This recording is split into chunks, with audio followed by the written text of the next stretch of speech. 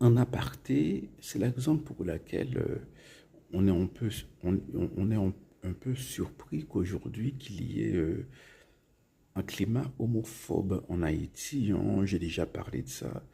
Je ne me rappelle plus si c'était dans un post en anglais ou en français, mais bon, voilà, c'est que euh, chez les Anglais, par exemple, même dans des pays anglophones jusqu'à présent, alors qui étaient colonisés par les Anglais, l'homosexualité reste sur le papier un crime passible de mort. Voilà. En Tanzanie, je sais pas, dans des pays comme ça, jusqu'à récemment à la Jamaïque, hein. Alors que dans des pays comme Haïti, voilà, c'était pas. Alors c'était plus ou moins tabou, hein, plus ou moins tabou, hein, parce que il y a des rites de vaudou, hein, dans lesquels, bon voilà, il y a des relations homosexuelles entre le Ougan et des personnes choisies. Et voilà,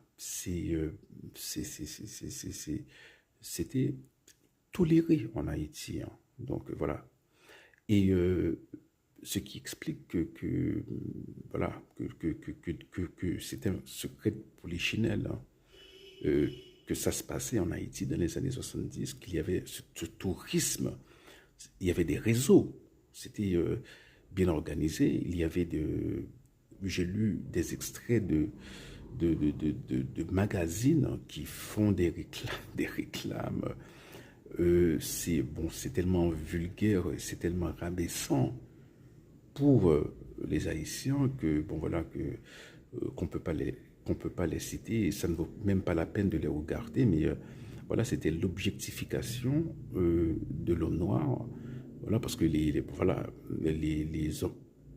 les hommes blancs voulaient un certain type, hein, et même les femmes blanches aussi, hein. Il faut aussi dire qu'il y avait, que dans les années 70 aussi, hein, il y avait un tourisme sexuel, hein, euh, euh, pas aussi développé que le tourisme sexuel masculin, mais féminin, quoi. Donc voilà,